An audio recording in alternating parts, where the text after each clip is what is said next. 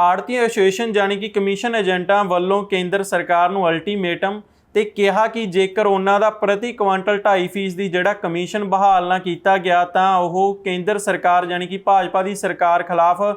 वड्डी मुहिम विढ़णगे अते 2024 दीआं लोक सभा चोणां दे विच उन्हां दे राह दे विच रोड़ा बनगे। जानी कि केंद्र सरकार के खिलाफ आ जिहड़ी कि मुहिम जारी करनगे ते उस दे खिलाफ वोटां दे विच भुगतणगे। इस दे बाबत आड़ती एसोसीएशन वालों मीटिंग की गई। उत्तरी भारत की आड़ती एसोसीएशन दे विच पंजाब, हरियाणा, राजस्थान, उत्तर प्रदेश, उत्तराखंड, चंडीगढ़ आदि सूबियां दे जिहड़े कि आड़तीए सी ओह इकट्ठे होए ते उन्हां ने केंद्र सरकार नूं अल्टीमेटम दिता कि जो उन्हां दा मार्केट कमेटी के एक्ट के आधारित जो कमीशन आ प्रति क्वांटल वो 2.5% है ते पर केंद्र सरकार ने 2020 दे विच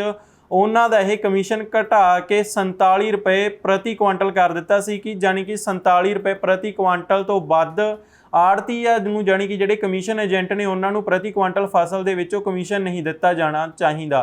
पर उन्हां वल्लों कहा कि जो मार्केट कमेटी का एक्ट है उस दे अनुसार उन्हां दा जिहड़ा कमीशन 2.5% जानी कि जे 2000 MSP मन के चलीए तां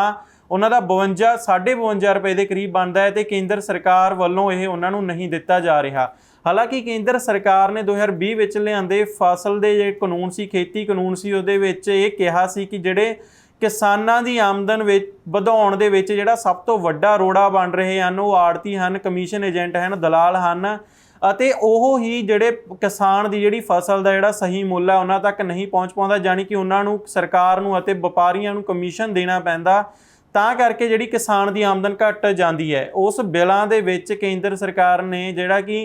आड़तीआं दा जिहड़ा विच काम सी कमीशन एजेंटां दा उसनूं घटा दिता सी, बल्कि पूरी तरह खत्म ही कर दिता सी। तां उस तो बाद वो जिहड़े बिल सी केंद्र सरकार ने विरोध तो बाद वापस लै लए सी, क्योंकि आम तौर पर कहा जाता कि किसानां दा ATM कहा जाता आड़तीआं नूं, कमीशन एजेंटां नूं कि जदों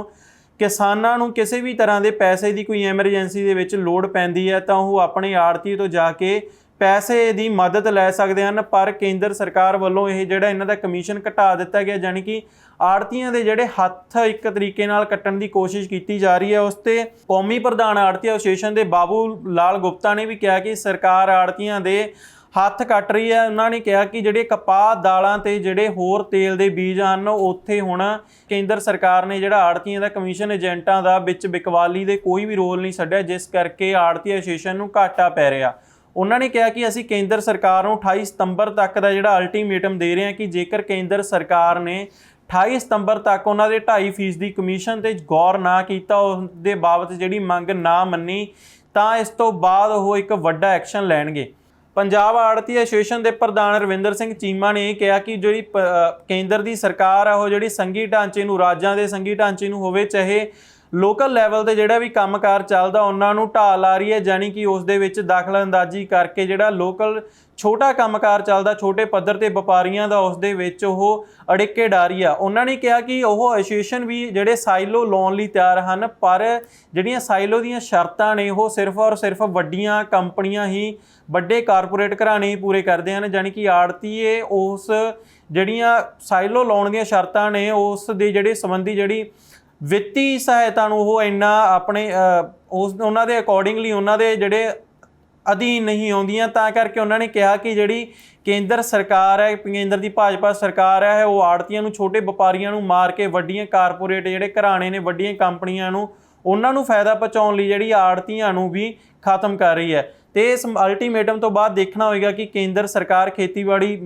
ਮੰਤਰੀ ਗਜੇਂਦਰ ਸਿੰਘ ਸ਼ੇਖਾਵਤ इस ते की एक्शन लैंदे हैं, इस ते की उन्हां दी प्रतिक्रिया आउंदी है। इस तो बाद ते आड़ती एसोसीएशन इस तो बाद किद्दां दी मुहिम विढ़ रही है, क्योंकि आउण वाले समय दे विच 2024 दे विच जिथे लोक सभा चोणां ने उत्थे हुण इस 2023 दे विच भी कई राज्यां दे विच जिहड़ियां विधान सभा चोणां ने वो खेती प्रधान ही सूबे ने, तो उत्थे किसानां ते आड़तीआं दीयां जिहड़ियां कमीशन एजेंटां दीयां जिहड़ियां वोटां नूं भणाउण लई जिहड़ी केंद्र दी भाजपा सरकार है वो किस तरह का कदम चुकेगी कि वो किसानां दा जिहड़ा 2022 तक केंद्र सरकार वालों कहा गया सी अपने पिछली ਚੋਣਾਂ ਦੇ ਦੌਰਾਨ ਕਿਸਾਨਾਂ ਦੀ ਆਮਦਨ ਦੁੱਗਣੀ ਕਰਨ ਦਾ ਵਾਅਦਾ ਅਤੇ ਉਸ ਤੋਂ ਬਾਅਦ ਜਿਹੜਾ ਵਪਾਰੀਆਂ ਦੇ ਨਾਲ ਖੜਨ ਦਾ ਵਾਅਦਾ ਸੀ, ਕੇਂਦਰ ਸਰਕਾਰ ਉਸ ਤੇ ਖਰੀ ਨਹੀਂ ਉਤਰ ਪਾ ਰਹੀ। ਉਹਨਾਂ ਵੱਲੋਂ ਇਹ ਵੀ ਕਿਹਾ ਗਿਆ ਹੈ ਤੇ ਉਸ ਤੋਂ ਬਾਅਦ ਇਹ ਕੇਂਦਰ ਸਰਕਾਰ ਨੂੰ ਭਾਜਪਾ ਲਈ ਚੁਣੌਤੀ ਹੋਵੇਗੀ, ਕਿਉਂਕਿ ਕਿਸਾਨਾਂ ਨਾਲ ਭਾਜਪਾ ਦੀ ਸਰਕਾਰ ਦਾ ਪਹਿਲੇ ਹੀ ਆਡਾ ਲੱਗਿਆ ਹੋਇਆ ਹੈ ਹਰ ਇੱਕ ਸੂਬੇ ਦੇ ਵਿੱਚ। ਉਸ ਤੋਂ ਬਾਅਦ ਆੜਤੀ ਐਸੋਸੀਏਸ਼ਨ ਨਾਲ ਜਾਣੀ ਕਿ ਵਪਾਰੀਆਂ, ਛੋਟੇ ਵਪਾਰੀਆਂ ਨਾਲ ਜੇਕਰ ਹੁਣ ਟਕਰਾਰ ਵੱਧਦਾ ਤਾਂ ਕੇਂਦਰ ਦੀ ਭਾਜਪਾ ਸਰਕਾਰ ਲਈ 2024 ਦੀਆਂ ਲੋਕ ਸਭਾ ਚੋਣਾਂ ਦੇ ਵਿੱਚ ਚੁਣੌਤੀ ਹੋਵੇਗੀ, ਜਿੱਥੇ ਹੀ ਇੰਡੀਆ ਗੱਠ ਜੋੜ ਵੀ ਆਪਣੀਆਂ ਪੂਰੀਆਂ ਤਿਆਰੀਆਂ ਖਿੱਚ ਰਿਹਾ ਹੈ। ਤੇ ਦੇਖਣਾ ਹੋਵੇਗਾ ਕਿ ਭਾਜਪਾ ਸਰਕਾਰ, ਕੇਂਦਰ ਦੀ ਸਰਕਾਰ ਹੁਣ ਇਸ ਮਸਲੇ ਨੂੰ ਕਿਸ ਤਰੀਕੇ ਦੇ ਨਾਲ ਹੱਲ ਕਰਨ ਦੀ ਕੋਸ਼ਿਸ਼ ਕਰਦੀ ਹੈ। ਇਸੇ ਜਾਣਕਾਰੀ ਦੇ ਨਾਲ ਤੁਹਾਡੇ ਤੋਂ ਅਸੀਂ ਵਿਦਾ ਲੈਂਦੇ ਹਾਂ। ਤੁਸੀਂ ਦੇਖਦੇ ਰਹੋ ABC ਪੰਜਾਬ। ਧੰਨਵਾਦ।